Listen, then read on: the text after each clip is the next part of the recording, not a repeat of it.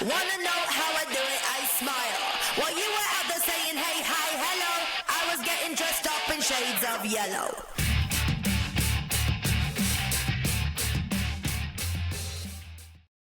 Good morning. Good morning, Leah. This is early. Yes. What time is it? It's 7:34 in the morning. On a Friday. Yes. And why? Yet again, we're not recording on a Monday like we usually do, because it's half term next week, and I'm going to take my son to stay with my nan, and she's 85, so she doesn't have very good Wi-Fi. So I was a bit worried about doing the podcast at her house, and she's also quite loud as well. So yes, I so here know. we And are.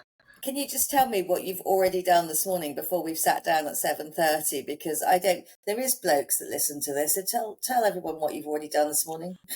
Yes, so I've had a shower. I've been to the shop. I've packed Felix's lunch. I've got him up. I've got him dressed. I've sat him down in front of CBBC with his cereal. And now he's been instructed to not come upstairs until the school run.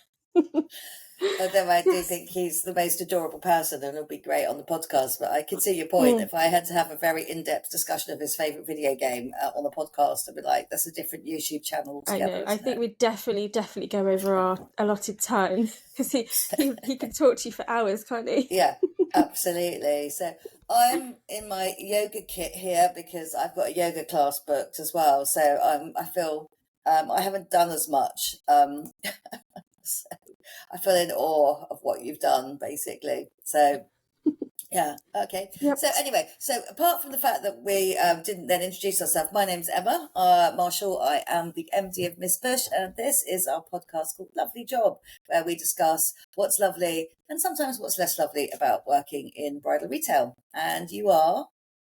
I am Leah Spicer-Pownall, and I'm the marketing manager of Miss Bush.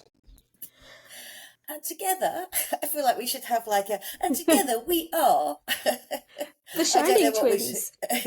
Yeah, the Shining Twins. The Goth Girls. So basically, yeah, that's what we're doing here right now at 7:30 in the morning. Right. So, just going to think about kind of weird this week because obviously I did like a Herculean week last week, and then this week I've only actually been up to the chapel once. So I went on yesterday.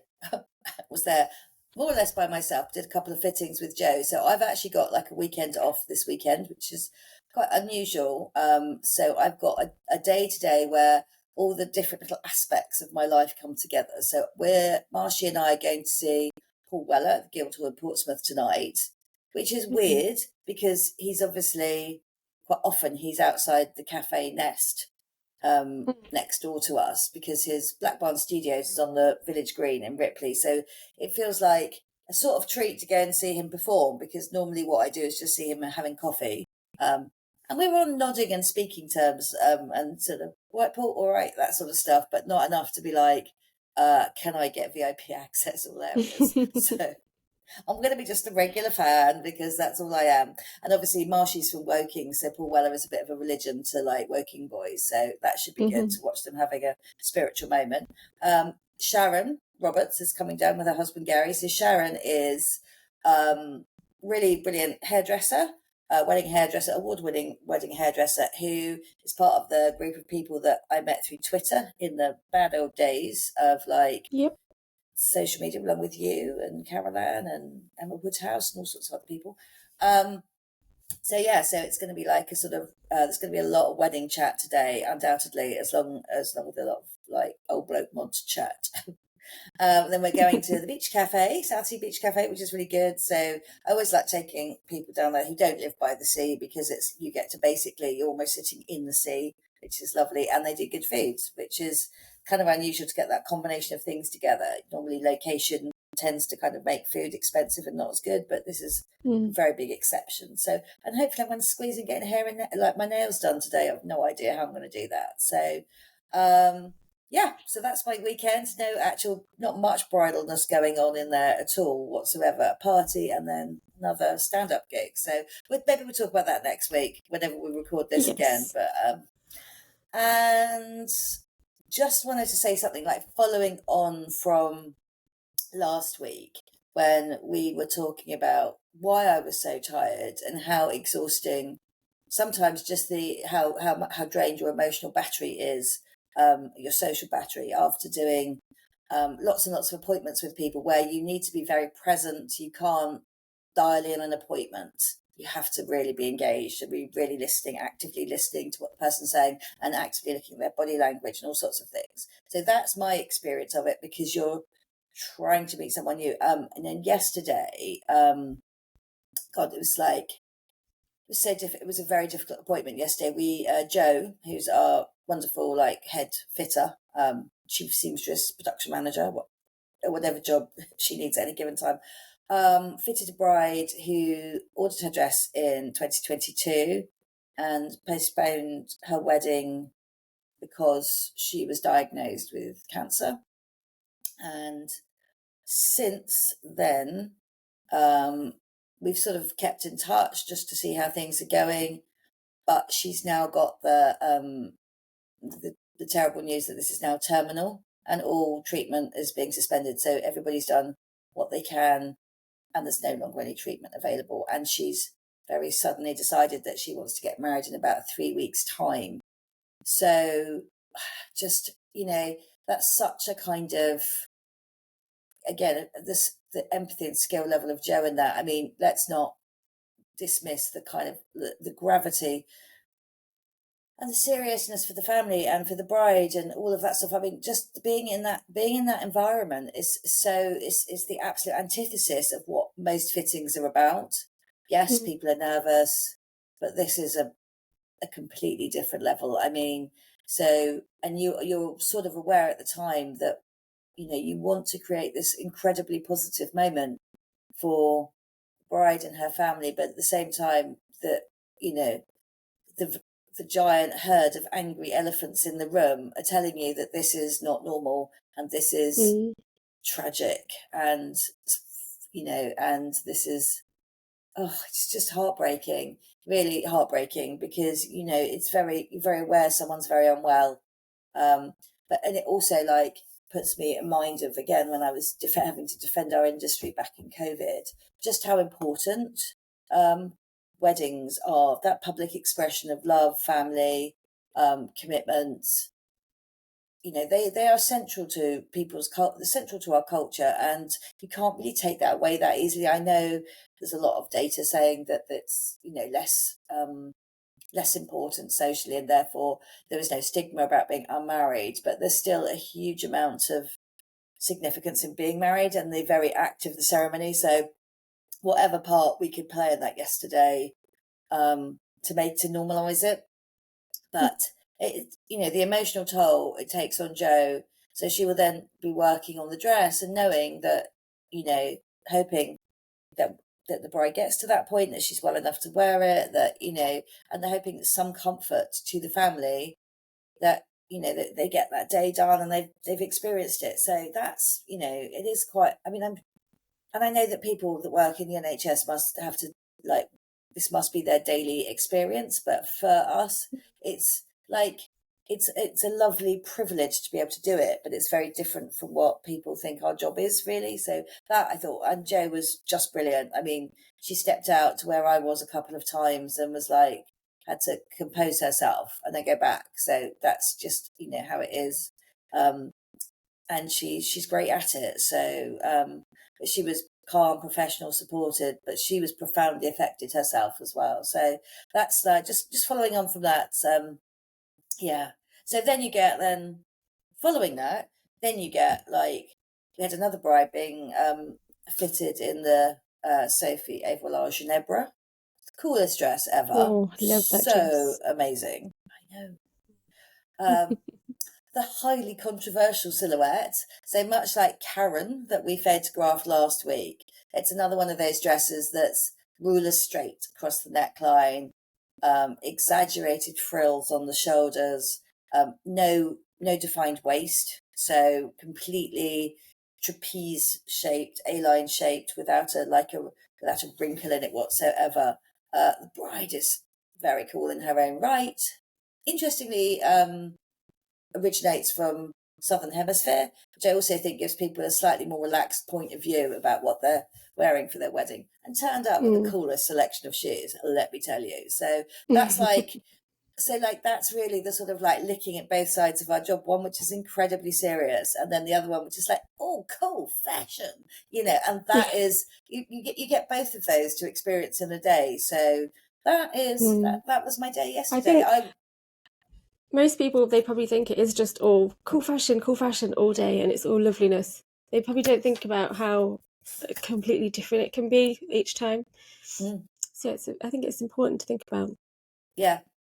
Even yesterday, I only saw one new client yesterday looking at dresses, who brought her family with her, lovely, a really elegant grandmother, like super elegant, very bright, sharp. Do you know what I mean? That kind of like amazing matriarch, but was still tinged with a bit of granny language about flattering and thinness, and amazing. You're so thin, you can wear anything you like. And it's amazing that sort of generational difference in the use of language and the describing of women's bodies. So, yeah, the day is when you reflect on it to do this podcast, you realise all that you take in a day, which is kind of good. But yes. So that was my day yesterday. That's my entirety of bridal for the week, really, in person at the chapel. But, wow, what a takeaway from that. So yeah, and you were all over the emails yesterday. I got copied into about 10 emails from brides sending their photos, so that was lovely. I know. I know. I need to. I have to apologise to brides, really, because people send us pictures and we want your photos. Absolutely. Just a bit of technical point here. We want your photos. We want to share them. However, we have to have them of a certain quality, of a certain ratio, so they could go onto Instagram. We really need to have like absolutely watertight legal permissions from the photographer to use the photos, so that we're not in breach of copyright. Don't assume because you've paid a photographer that you own the copyright of the photos, because you may not. So we have to go through. We can't, and it's the same when people DM us pictures on Instagram. We can't just repost them. We can repost a story if you tag us. So I was answering loads and loads of emails there yesterday going, these are lovely. There's a submission process. Do you mind filling this in? Which I know is a ball ache for our brides, because it means you've got to actually, probably take a bit more time, answer some questions, look into your photographer's paperwork. And also the other thing that we have quite often is we transfer links that expire. And I don't like to reply to a bride. Yeah, I don't like to reply to a bride unless I've actually looked at the photos. So, because I want each reply to be personal, and heartfelt and thought about, and not just a kind of like, yeah, just give us your photos. Yeah. The WeTransfer have changed it recently, so they're expiring a lot quicker. We've been having them recently where they've expired within about 2 days, and so we can't get to them that quickly. So we then have to go back and ask for it again. Yeah, I know. Actually, this might be a natural segue for me to kind of like introduce the question to you about what's not lovely in your domain this week. The thing that's been bugging me that I keep complaining to you about. Yeah. It's a bit of a businessy thing, so it might not be quite so relevant for brides who are listening. But it's something on Instagram that's quite new. So before you could just tag someone in a post and it would just tag you and it would appear in your tagged photos. But there's a new thing called a collaboration request. So when you do it as a collaboration, it appears on everybody's feed. So it's as if it's a post that you've also posted. So we're getting them every single day from photographers, mostly photographers, sometimes hair and makeup artists, wedding planners as well. Yesterday I said no to 5 of them, and so it does get quite a lot to have to look through them all. And I think there needs to be some kind of etiquette around them. I think people should be asking first before they request that, because you're basically asking for access to somebody's feed, their followers, and their schedule, because so I plan everything. I've got a plan. I know what's going out. Sometimes things are in a series. They all need to go out together. There's kind of an aesthetic for how the feed looks as well. So I plan out how the grid is going to look so that it looks eye-catching. So these requests, they're not always relevant. So the front image, it could be a great image technically for a photographer, but for us, it's not what I would put on the feed. So I had one the other day that was like, it was just a black square and the bride was a tiny little figure in the middle. And on our feed, that would have just looked completely lost. So I turned that down. And I think people should be asking. So because we're really respectful of photographers' images, like we always credit, we won't use it unless we know for sure that we've got permission from the bride. So when the bride submits her wedding, she has to tick a box. She can't submit it until she's ticked that box. It won't allow it to say that she's got permission. So I think we're really respectful of their images, and I think they should be asking first before they're trying to get to our feed and our following and our reach. I think there needs to be some etiquette about it. Because when we do a collaborative post, it's always something that's been pre-planned. So we did one with Gusborne for the sparkling wine. It was pre-planned. I used neutral language because it's going to appear on everybody's feed, so it needs to sound like it's come from everybody, and an image that's going to suit everybody as well. So yeah, that's just something that's been bugging me. Do you think photographers are going to think that we're rude because we've turned them down?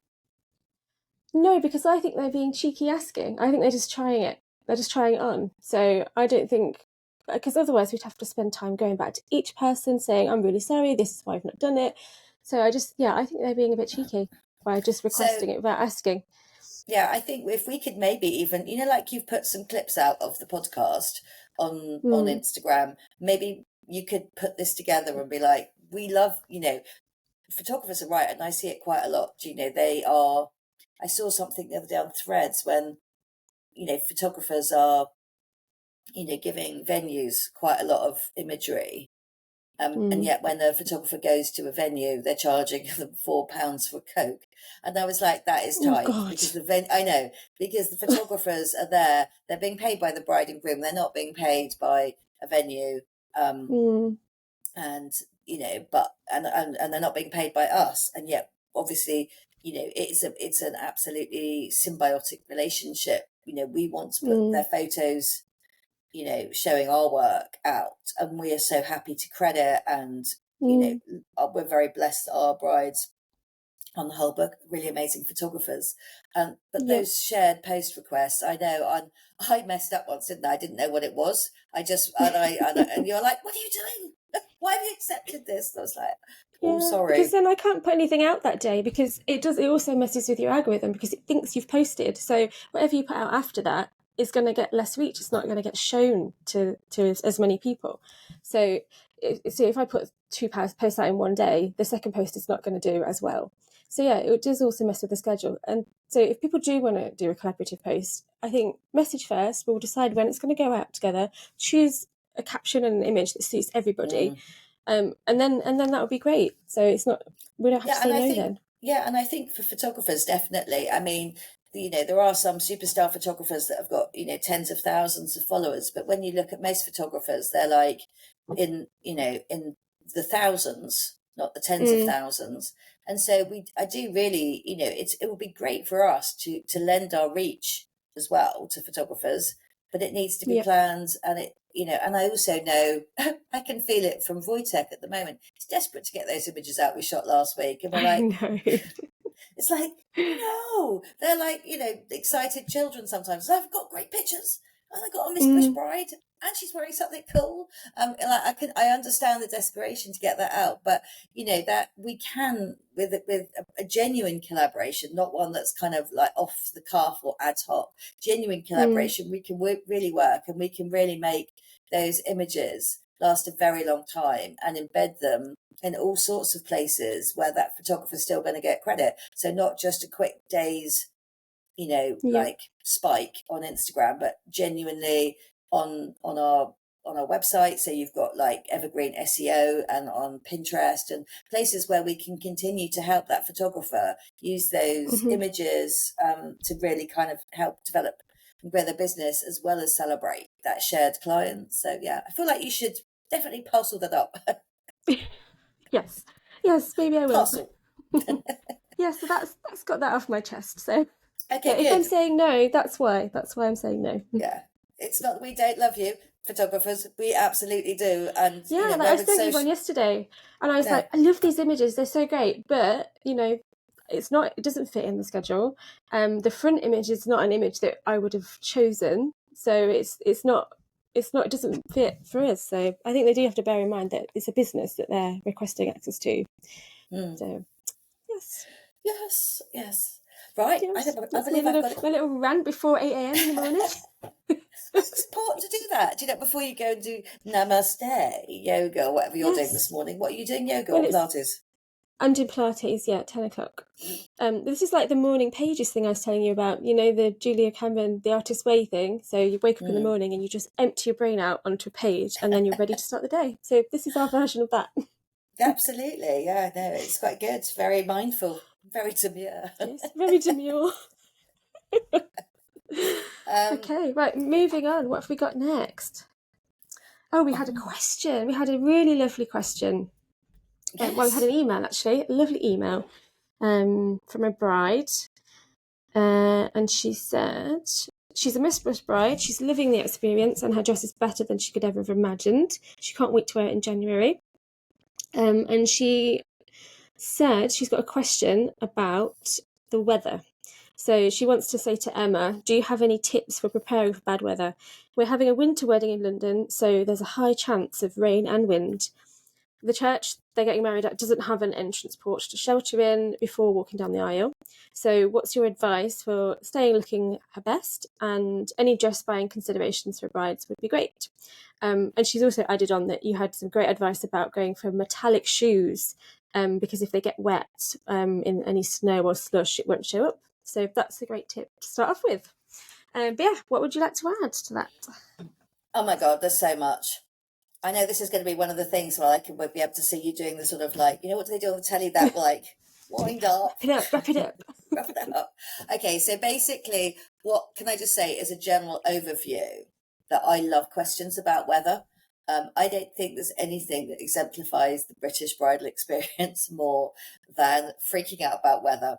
Literally, too hot, too cold, too wet, too windy, too snowy, too something. That literally is. I can't think I ever get through an appointment without somebody in the bridal party making comments about weather. And I feel like one of my superpowers is I don't eye roll when I'm asked about the weather, because I know it's like many other things in bridal. It's it's one of those things that you can find your bride in an absolute infinity loop thinking about, and actually just sometimes you just need to bust in. And a bit like the shoe thing, you don't realize that you've thought about it so hard for 30 years that actually you've got all of the answers. And actually, but I just love that uniqueness of British weather questions. And I always am staggered when people tell me they're going to get married outside, and I'm like, do you want a year-long anxiety episode, panic attack? Because why don't panic about the weather for a year? Why don't you? Because literally, it's, at the moment you couldn't have guaranteed any weather for anything this year. So, No, I went to a wedding in August in a castle and it was so cold. so, It's so, freezing. so I basically, my feeling is that for like all British weddings, that you have to. I mean, I can't remember which wedding planner it was, one of the genius wedding planners that I worked with at one point. I think it might have been Jenna Hewitt, actually, said that she always has two weddings planned. There's the ideal wedding scenario where it's the weather that people are expecting and wanting. And there's a second plan of the wedding weather that doesn't go to plan. And if you thoughtfully plan both of those, you won't feel disappointed when it's unnecessary. So if you just think, well, ideally I'd like to have drinks here, but if the weather's terrible, we've got this other really beautiful space, and that you're happy about both plans, and one plan is not a compromise. So both plans are beautifully well thought out, well articulated. So I think that's the kind of thing that I would do. I also think with winter wedding, yes, absolutely plan for it to be wet, horrible and disgusting, because that's, a real possibility in January. But also don't lean so hard into the I'm having a winter wedding, and not expect it to be a bright, sharp, crisp, beautiful day. Because I do remember one time, oh my God, so many years ago, like donkeys years ago, I had a bride getting married in Guildford High Street in December, and she'd really lent hard into the Christmas wedding. So everyone was in like little furs, fake fur, fluff everywhere. And it was being like envisaged like a winter wonderland. So lots of deep red velvets, all that kind of stuff. And it was a bright, sunny, autumnal, late summer day, effectively. So actually, it looked a bit like if you're trying to shoot a Christmas ad in June, and it didn't really work. Oh, no. So I know, but so that's what I'm saying is it's like you can't really expect the weather to turn up at any time. So in January it is likely to be a bit crap. So I've got a few things that I would say because I obviously gave this a little bit of thought beforehand. So firstly, love the fact of weather, just love it because again, one of the things that I just loved after COVID was we were no longer discussing 15 guests, 30 guests, like social distancing. It was just like, oh, I hope it doesn't rain. I was like, yes, yes.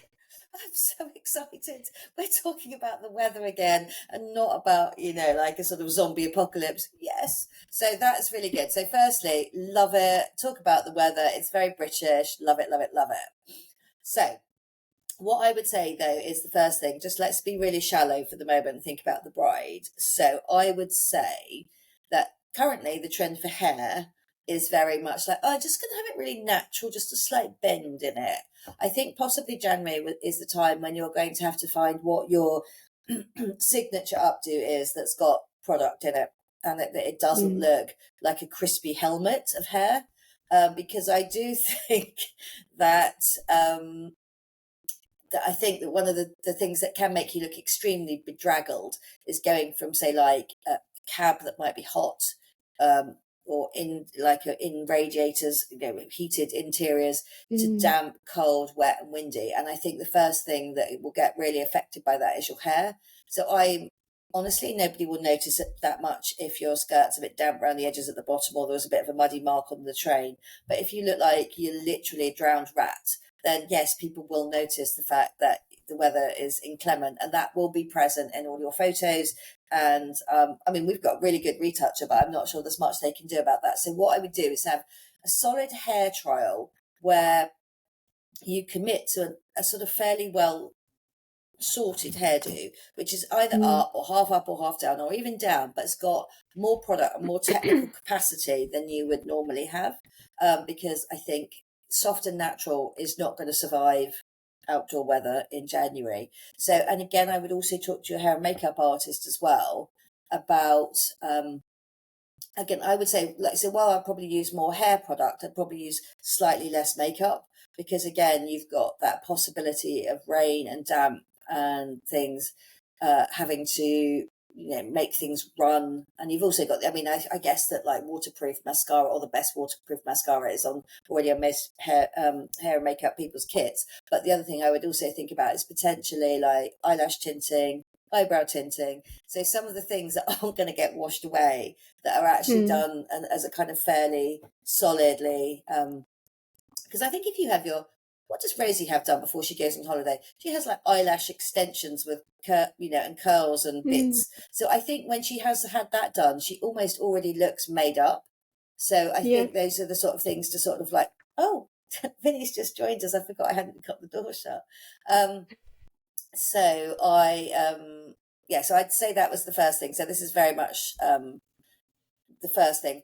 I would say the second thing you've got to think about is to make sure your attendants, whether they are ushers, bridesmaids, maids of honour, whoever it is attending you, actually does their job and they actually attend. That they're not just a chorus of like background, sort of backing singers and dancers just looking glamorous.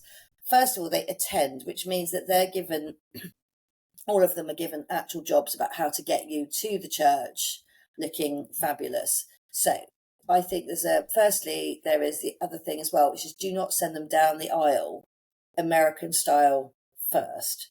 I think they actually need to attend from the back in the very traditional British way, so that you have got someone. I'm not saying that all people that give people away are useless, but quite a lot of them are. Do you know what I mean?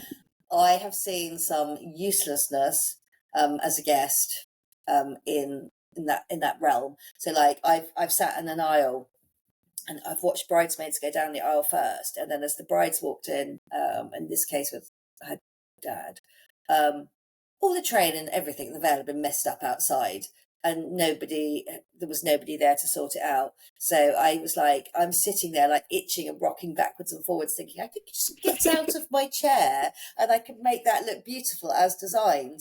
But you can't really. You don't want to kind of break through the sort of fourth wall, do you? And actually like suddenly go, stop, sorry, train's not right, which is what I do on photo shoots as witnessed. But so have your attendants attending, which means from the back behind you. And so that the most important person to get into the church looking fabulous is the bride. I don't care if they look a bit soggy, that's fine. So I would say make sure that they attend, that they're at the back. And a couple of the things I think they should have down is a bit of a brolly ceiling. I've seen this with Antonia, obviously. That's one of the famous images of her walking to church in terrible weather with a sort of ceiling of brollies. So I think everyone should have a brolly, ideally for photos. I'd love them to be matching so that we don't get a sort of Specsavers brolly or a sort of like Sports Direct. Yeah, absolutely, in the middle of it. Do not want any like arbitrary branding happening there. So I would say now there was a place, I don't know if they're still in business, at Brolly Bucket. We had where you could rent. Oh yeah, we had them for that North Sea event, didn't we? Yeah. So I know there's places where you can rent giant umbrellas and they can be rented in colours appropriate to your theme if you're going to be really specific about it, which I would say is absolutely fine to be really specific about it. I have never seen anyone do one of those sort of canopies on sticks, but I really love that as well. But anyway, I would say matching brollies. I mean, it could even be something that you could, or if you don't want to rent them, you could even gift them to all your attendants as one of the little thank you presents. So, but it doesn't really matter what colour they are, but it would be great. So people should be able to rush round outside the car door, put the brolly over the door, and create almost like a tunnel of brollies if the weather's bad. And again, physically use their bodies to shield someone from wind and rain. That should be something that's very possible to be able to do. I would say I have seen some of the coolest, best photos done under brollies. We had that one from one of our brides at Botley's farm barn as well, where the bride and her husband are standing under a brolly, and it's absolutely torrential rain, and the rain is coming off the brolly and just making this most beautiful I think that was maybe image. Hayley Bray, was it? A Hayley Bray picture. You're going to be on a mission after you get back from Pilates. Yeah, I am. I'm going to be finding it. Yeah. Finding it later. There was a bride also that was with me in the chapel last week. Didn't get her Jesus Pero dress. We got it from Adela Bridal. That's up in the East Anglia region. And then she had the Jesus Pero 2410, and she was literally walking into church with absolutely torrential rain under a canopy of brollies. And the picture was epic.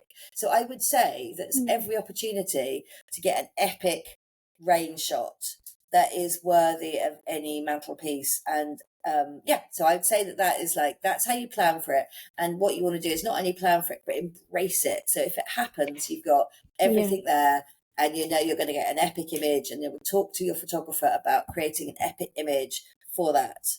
And embrace weather as one of the least traumatizing things, because we're British, we're in an extreme climate here. It's January, it's lovely, it's such a British kind of obsession but I just would thinking about it as a sort of as a positive, a potential positive. So that is very good. Now another little point for the bridesmaids is that when they are lifting a bride out of a car and making sure that the train, I actually know what this bride's wearing. I actually know it's going to be quite easy to do, but I can't obviously say in case I gave anything away.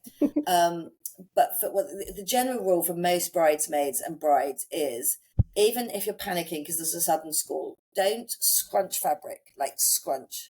Like most fabrics would be better if you did pinch, pinch, pinch like that, like because basically if you scrunch damp fabric, it's going to Everyone's be listening to this and they're not actually just watching it on YouTube. Emma's like doing kind of like crab pincers to birdie. the camera. Yeah, so crab pincer is what you need to do. So you're picking the fabric up like that, so you're not crunching the fabric and making creases, and as much as possible just lift it with fingers and away, so that you're not actually screwing up the dress, because damp fabric crunched it's not going to be great. Even dry fabric scrunched is not great. So that's what I would do.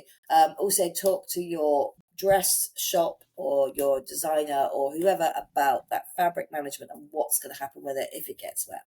So and then, like, as an adjunct from that, basically, you also need to like bookmark Terrington Birchett in case, or Birchet, Terrington Birchett, in case that the dress does get a complete trashing. They are like the cleaners that we all rely on in the industry to recover your dress afterwards. So once you've got them booked, and you just think, oh, if it gets messy, right, I've got Terrington Birchett in the background. They'll be fine. They'll get it clean again. Not to worry. Bridesmaids are fully briefed on the pinching. Brolly tunnel wall, fabulous photos. So I think therefore you would then approach that day with thinking, yes, I can't wait for it to rain. And my bridesmaids do what they're supposed to do, and everyone gets amazing photos. So I think if you look at it that way round, I think that's quite good. The other thing that I would say is, I've made some notes about this, generally for guests and everyone involved on, duty, at a wedding in the winter, is think about the cold as well. And you were just saying you were cold in August. Think about the cold. My top tip is, in particular, I always say this to when mothers ask me what they should wear for a winter wedding. I always think, Google loads of images of the royals at Sandringham at Christmas. So there is your absolutely perfect example of people walking to church in the cold. They always look amazing. What are they wearing? They're always wearing brilliant, brilliant coats, so well tailored and so lovely that they could almost be a dress. So what I would think about for bridesmaids as well, so that they can attend and not freeze, is that, like, if you haven't already invested in a dress, or if you have invested in a dress or whatever, make sure the coats all work together. So that means maybe getting yourself a lovely coat that's very wearable again. And bridesmaids, you can always use the excuse that you need to buy one. But imagine if everyone was in a kind of chic matching MAC, or a chic matching wool coat of the same colour or something like that. So you've actually got people that are not worried about helping the bride, because they're actually genuinely very warm and very weatherproofed. I mean, I suppose I could see, if it was very stylishly done, maybe a more technical coat.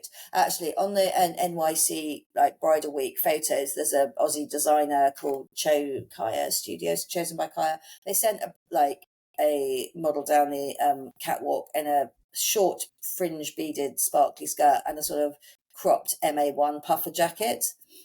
Ooh, Cute, completely unbridled, but obviously really well thought about to get attention, because I got it. It attended me. I got it. I've kept that image in my mind, partly because I actually now want a short. I've got a giant oversized MA1 now. I think I quite want a short one to wear with a sparkly miniskirt. But I would also say that if you were having a quite cool wedding, you could also like really lean into something like matching MA1s or something again. So things that possibly could be worn again, so that your bridesmaids are warm enough to look after you, and that you're not feeling that you, the bride, need to herd everyone in because everyone's cold and wet. So I think it's very possible to do that. Or you could super kitsch it up or festival it up and get yourself a festival poncho or one of those like hysterical plastic like granny hats. If as long as it's done with a kitsch sense of humor, do you know what I mean? I think that it's absolutely fine. So, and like say, I'm thinking plain umbrellas, but you could do a riot of stripy umbrellas or something. So I think there's so many lovely ways, if I thought about it, to style it out, that I would be quite disappointed if it turned out. We need to do a shoot, I think. a shoot, yeah, absolutely. A content day. Yeah. I think so. The point is, you need to plan it rather than just on the day, pan it and grab the nearest coat that you can find and the nearest brolly. Just actually plan it. plan it and embrace it and love it. Do you know what I mean? Because I know also from this bride as well who's getting married in the sort of mid-January, which is socially for most people's diary a bit of a low point. Do you know what I mean? Either everyone's like failed to like keep up with their New Year's resolutions, struggling through dry January, or it just seems a long time till payday in January always, doesn't it? I think actually that it's like there's so much to celebrate about having a wedding at that poor weather time of year, that firstly you're giving someone a social bright spot in January. All your suppliers are available. Everything you want to do for that wedding is probably not going to be as expensive as it would be in peak season as well. So I think embrace it, love the season, and come up with all those make it the coolest, like the last word in defining how to dress for a terrible weather wedding. So that's good. And then I would say, did I have anything else in that? Just to point out that we're at 40 minutes, so maybe just one more small topic. Yes. Okay. In which case, what I'm going to do then is I'm going to give a little bit of a kind of. I've got a couple of other things, but I will detour about. We can circle back to those because they're very general. So what I'm going to do then is talk to you lovely brides to be about our Suzanne Neville Day, which is coming up on the 9th of November. We've got a couple of spaces left, and I think it's one of those days that Miss Bush does very well. If you ever want to go, like if I was like won the Euro Millions and I only needed to open the oh my God, the cat's going to jump on me. No, he's gone around the other way. So if I only needed to open the shop, say like, once a month, and I could lavish Elton John style flower budget money around every day, it would look like our Suzanne Neville Day. So it is, I think, the greatest day that we do in terms of styling the interior of the chapel, knowing that we want to create content for the rest of the year about how beautiful it is and what a fabulous space it is. We've also got Sophie Duckworth doing the photography this year, who I don't know whether it's because she's a girl, probably, but I think she's the one that gets the atmosphere in the most intimately female way, and also really notices all the fine details of styling and captures them for us, which is amazing. So I think it's a really good day to come just to see how beautiful it looks. So that's just very shallow. Plenty of flower inspiration, plenty of inspiration on hosting. However, you are also going to see all of our new chosen pieces of Suzanne Neville dresses. So Suzanne Neville does quite a big collection, and we whittle it down because there are a lot of Suzanne Neville stockists. So we don't need to have everything. We just need to have the bits that we know that are right for our clients. Doesn't mean that's all you can order. We can borrow it in other dresses, whatever. But we choose our little edit for our shop, thinking these are the sort of things that I know our brides have loved over the years, and this is this season's iterations of those. So it's the first chance to try on also brand new sample dresses while they are still new, while they still have all of their buttons, while they don't look a tiny bit grubby. I mean, we are very proud of the fact that we keep our dresses quite nicely done. However, nothing looks more beautiful than an absolutely brand new, freshly delivered dress. So it's lovely to see dresses how they are supposed to be, how they would be for your wedding, as opposed to after them being tried on for like a few months. So I think that's really lovely to see that. Suzanne Neville herself is in attendance. Now, that's quite an exciting prospect. If you're very in love with Suzanne Neville's collection, you might find that a little bit terrifying or intimidating. But let me tell you that Suzanne is an absolute grafter. She is not starry or weird. She's absolutely, I mean, she obviously loves to meet her clients. She works all day, hard all day, but she's there to really explain the sort of the technical processes, to design thoughts, to offer inspiration, to create kind of sort of custom pieces, and this isn't something that she even does in her own flagship stores that often either. I mean, she's very technical. She is an absolute engineer of the fabric. She's the person that's keeping that sort of production cycle in play. She is the cutter. She is the technician behind it. She's like the Wizard of Oz. She's the little person behind the big show. It's a very interesting person to meet, because you might expect that she might drift around and be all very airy fairy and designery, and it's about as far as that as you can imagine. Still impressive, obviously, but just not. You shouldn't feel intimidated about meeting her. So I think it's good. It's very. I always very, think it's great to see her with her sketchbook and she's sat there sketching up the designs. I think brides always really enjoy that because they get to take a drawing away as well, don't they? Usually, which is really yeah. nice. No, absolutely, and I think people are always, they love that. They're always going to get them framed afterwards, and I think it's quite another, I think these times of sort of collapsing retail, where retail is a bit of a disappointing experience, or there is high streets that are empty, and maybe that sort of retailtainment or that immersive retail or experiential retail, when all of those kind of different concepts that have been discussed haven't really kind of panned out. Our Suzanne Neville Day is one truly immersive, like experiential opportunity. So I think it's lovely to do. Then a quick word of our sponsors, Gusbourne, who's our new wine partner. Lovely Alice, who works at Gusbourne, is coming and going to be doing complimentary wine tasting. So this is perfect if someone, a bride's going to be doing, say, like buying wine for their wedding day or for their engagement party or for anything. In fact, you can get to have that wine tasting with all their incredible award-winning, the most award-winning wines that the UK makes. So that is going to be great. You're also going to get, if you buy your dress on the day, you're going to get comped a bottle of Gusbourne, which is so fantastic.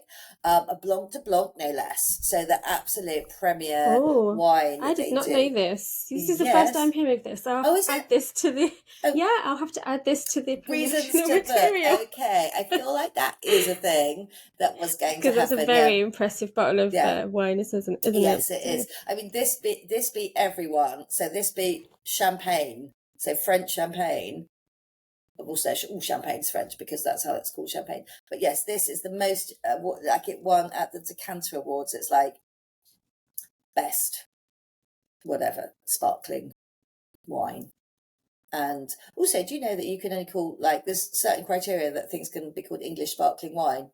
Like the grapes have to be grown by the people that make the wine and all sorts of things. There was English sparkling wine. When somebody said the other day, it's a shame we don't know what to call it, we just say fizz, because you're not saying cava or cremant or champagne or even prosecco, which is a bit of a dirty word. But English sparkling wine does have its own set of criteria. So, and it has to be interesting method champenoise as well. So not like fizzed up like appetizer and put in a bottle like prosecco. So anyway, so yes, Gusbourne are going to be there as well, and also we've got this the slight toe in the water with Fortnum & Mason. So there's going to be like goodie bags from Fortnum & Mason, and also I think I've just seen some emails backwards and forwards, but still our partnership continues with the wedding present company, so there's still going to be some lovely candles and a very special gift voucher for our clients from the wedding present company. So all in all, it's a good day, is what I'm saying. We will be feeding you Gusbourne during the day as well. So you get to kind of have your photos taken, immerse, understand, enjoy, get free stuff. I think this is an accessory voucher as well. So it's definitely the only thing that we can't ever do on designer days is actually discount the dresses. And oh my God, if you can book that, Mark, as a topic for the future about why discounting dresses. Discounts, yeah. I think if you went through the whole production process, you could see with us how labour intensive is and why we can't do it. And to be fair, like with any discount process, normally the first question would be, how many do you want? It's like, just the one. No, you can't have one. So, but anyway, so like the national treasure and genius that is Suzanne is going to be in store or at the chapel on Saturday the 9th of November. Couple of spaces left, so I would say that this is an absolute day. If you love her dresses, then I think that's if you want a Suzanne if you want a Suzanne Neville dress, like that's the day to buy it, definitely. Because it's just so many perks to it on that day. Yeah, and how much more beautiful could it be to be not only a Suzanne Neville bride but a Miss Bush bride as well? That's like double bubble. It's absolutely like, surely that's the dream. So I think it's definitely worth that, giving that a little bit of a plug on this one today. And then some of the more controversial topics we can push back, because we always have so much to say. Yeah, absolutely. Yes. This is going to be quite difficult doing it on a Friday because I want to just put it out straight away, but I'm holding on to this until Monday. So Okay, that's when it that's goes good. out.